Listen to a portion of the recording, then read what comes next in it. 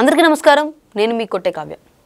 ఈరోజు నాతో పాటు ఉన్నారు పొలిటికల్ అనలిస్ట్ శ్రీనివాస్ చంద్రగడ్డ గారు. సార్ నమస్తే. నమస్కారం. ఏపీ సీఎం అయినటువంటి చంద్రబాబు నాయుడు గారు తన యొక్క రాజకీయ ప్రస్థానానికి 3 దశాబ్దాలు అయితే ముగించుకోవడం జరిగిపోయింది. ఈ ప్రస్థానంలో అసలు చంద్రబాబు అన్న పేరు వినిపించగానే ఇటు ప్రజలకైతే కావచ్చు, లేకపోతే అటు ప్రతిపక్షాలకైతే కావచ్చు, గుర్తొచ్చే మొదటి అంశం ఏంటండి? ఆయన ఒక బ్రాండ్ అండి. ఉమ్మడి రాష్ట్రంగా తెలుగు రాష్ట్రాలు ఉన్నప్పటి నుంచి కూడా ఇప్పటి వరకు కూడా ఆ అభివృద్ధికి ఒక బ్రాండ్. అసలు ఆయన చూసే పెట్టుబడులు వస్తాయంటంలో ఆశ్చర్యం లేదు, అతిశయోక్తి లేదు. ఇవాళ మరి ఇక్కడ ఆంధ్రప్రదేశ్ విషయం చూసుకుంటే 4వ ముఖ్యమంత్రిగా ఉన్నాడు ఆయన.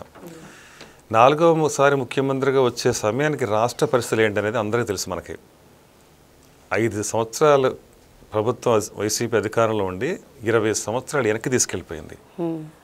అసలు చెట్టు కింద పరిపాలన చేసి 2014లో ఒక పసికోన లాంటి ఆంధ్రప్రదేశ్ విభజించబడిన తర్వాత ఆ రోజుని ఒక అమరావతిని రాజధానిగా ప్రకటించుకుని రైతులకు నమ్మకం కలిగించి 30,000 పైచీలకు ఎకరాలను సమీకరించుకోవడం అనేది అది అసలు Guinness book of world record. ప్రపంచంలో ఎక్కడ జరగలే.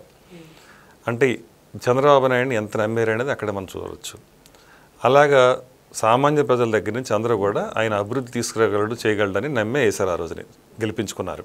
అంటే హైదరాబాద్ని చూశారు కనుక, ఒక సైబరాబాద్ సృష్టికర్తను చూశారు కనుక, అభివృద్ధిని ఎజెండాగా పెట్టుకుని ముందుకెళ్లే సీఎంగా అతన్ని మళ్ళీ ఇక్కడ మొట్టమొదటి ఆంధ్రప్రదేశ్ విభజన జరిగిన తర్వాత అధికారం ఇవ్వటం. ఆయన అదేవిధంగా పోలవరాన్ని మరి ఎవ్వరూ ఊహించినంత విధంగా 72% పనులు పూర్తి చేసుకుని ఇంకా నెక్స్ట్ అధికారంలోకి వస్తే ఒక 2 ఏళ్లలో కంప్లీట్ చేసుకునేలాగా అంతదాకా తీసుకెళ్లారు. అలాగే అమరావతిని కూడా క్షేత్రస్థాయిలో అంటే ప్రాథమిక దశలో ఉన్న దగ్గర నుంచి సచివాలయ నిర్మాణాలు కానీ ఇంకా అవన్నీ చేసుకుంటా ఒకటొకటి ముందు తీసుకెళ్తున్న సందర్భం. ఇలా అభివృద్ధి ఒక్కొక్క అడుగు వేసుకెళ్తున్న క్రమంలో అనుకోకుండా ఆంధ్రప్రదేశ్ ప్రజలు ఒక విషయవాలయంలో చిక్కుకున్నారు. ఒక్క ఛాన్స్ అన్న అతని మాటకి, జగన్మోహన్ రెడ్డి మాటకి నమ్మి అధికారం ఇస్తే ఆయన ఏం చేశాడో చూసాం. రాష్ట్రాన్ని సర్వనాశనం చేశాడు. అన్ని వ్యవస్థలు నాశనం అయిపోయినాయి. మరి ముఖ్యంగా లా అండ్ ఆర్డర్ లేకుండా పోయింది. పోలీస్ వ్యవస్థ దుర్వినియోగం అయిపోయింది. ప్రజలు అసలు మానప్రాణాలతో ఆడుకున్నారు. అలాగే ప్రజల ఆస్తులు ధ్వంసమైంది, దోచుకున్నారు. ఈ విధంగా ఏ రకంగా చూసుకున్నా కానీ ఒక విధ్వంసకర పాలన చూసాం.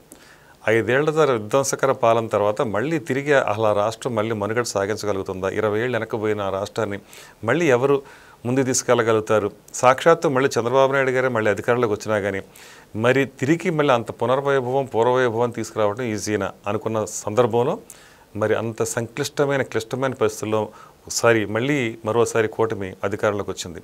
ఏదైనా చేసి చూపించగలడు ఒక విజనరీ లీడర్ తలుచుకుంటే, ఒక కార్యదక్షుడు తలుచుకుంటే మళ్ళీ ఆ పతనావస్థలో ఉన్న దాన్ని కూడా మళ్ళీ ఎక్కడికో పైకి తీసుకెళ్ళగలడు అనేది చెప్పడానికి ఉదాహరణే ఇప్పుడు ఈ రోజున మనం చూస్తున్నాం ఈ పరిస్థితి. ఇప్పుడు చంద్రబాబు నాయుడు గారి యొక్క రాజకీయ ప్రస్థానం కాంగ్రెస్ పార్టీ నుంచి మొదలైనా సరే, నేడు ఆయన యొక్క రాజకీయ జీవితంలో ఎంతోమంది నేతలనైతే ఒక ఉన్నత స్థాయిలోకి ఎదిగేలాగైతే ఇప్పుడు మీరు అన్నట్లు ఆయన యొక్క విజనరీ కావచ్చు, ఆయనతో సావాసం చేయడం వల్ల కావచ్చు, ఎంతోమంది అయితే ఒక ఉన్నత స్థాయి లీడర్లుగా, సీఎంలుగా కూడా ఎదుగున్నారు.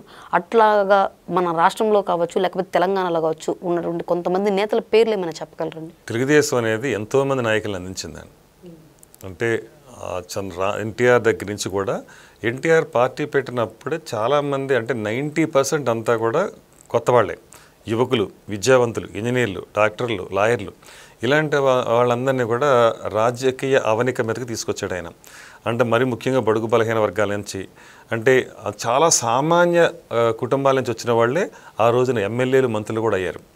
అంటే మనం పోటీ చేయాలంటే కోటాను కోట్లు ఖర్చు పెట్టాల్సిన ఇలాంటి సిట్యుయేషన్ రాజకీయాలు మనం చూస్తున్నాం. ఆ రోజున కేవలం అసలు ఎకరం ఉన్న వ్యక్తులు కానీ ఊరికి ఉద్యోగాలు చేసుకుంటా అలా వాళ్ళ జీవితాలను వాళ్ళు గడుపుకుంటా సాధారణమైన వాళ్ళు కూడా వాళ్ళ గొప్ప రాజకీయ నాయకులకి ఎదిగిన సందర్భాలు మనం చూసాం.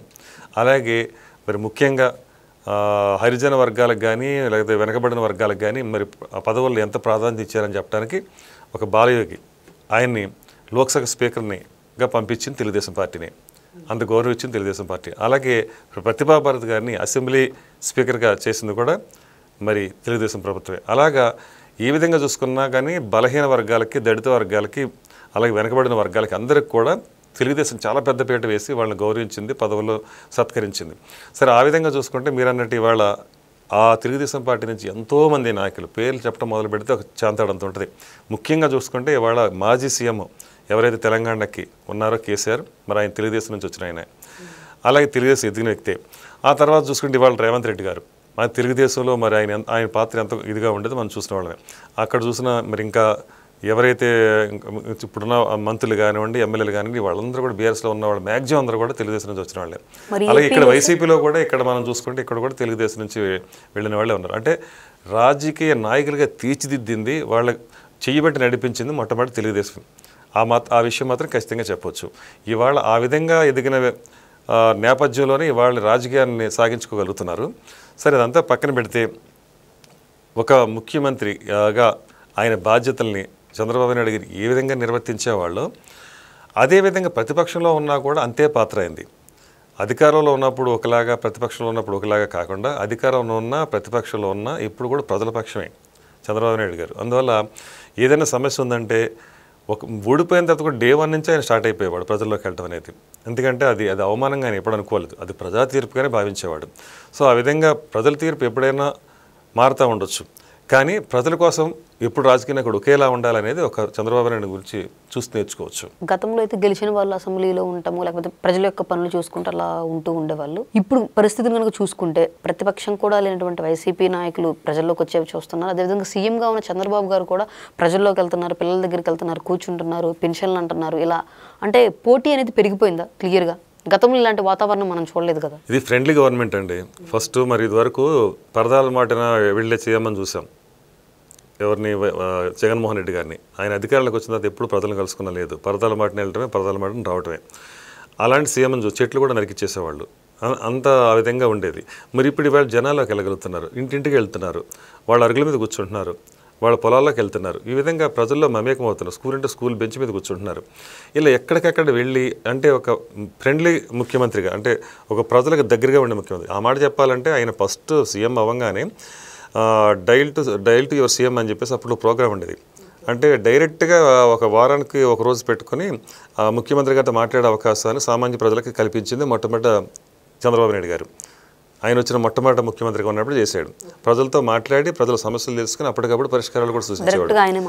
డైరెక్ట్గా ఆయనే మాట్లాడేవారు. అంతకుముందు ఎప్పుడు కూడా అసలు లేదు, అలాంటి విధానమే లేదు.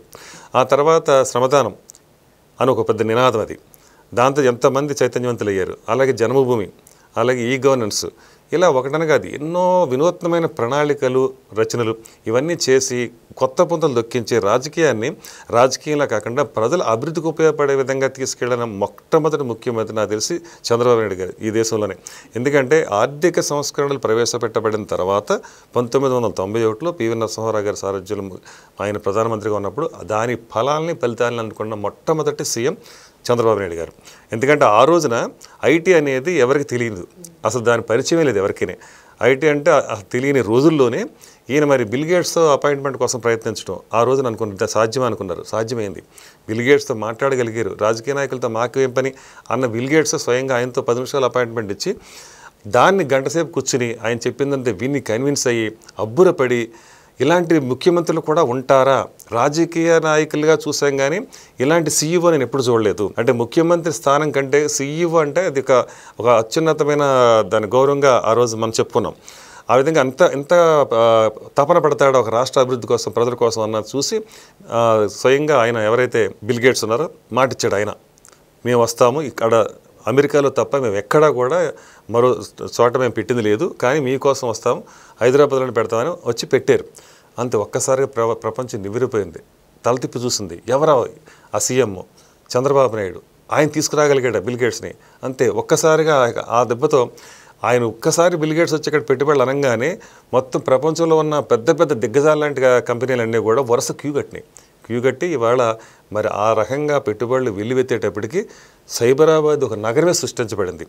హైటెక్ సిటీ నిర్మాణం తర్వాత హైటెక్ సీఎం అన్నారు చంద్రబాబు నాయుడు. అంత పేరు ప్రఖ్యాతులుగా తెచ్చుకున్నాడు. అలాగే 2020 విజన్ పెట్టుకుని ఆ విజనరీ తీసుకొచ్చిన అభివృద్ధి ఏంటో చూసాం.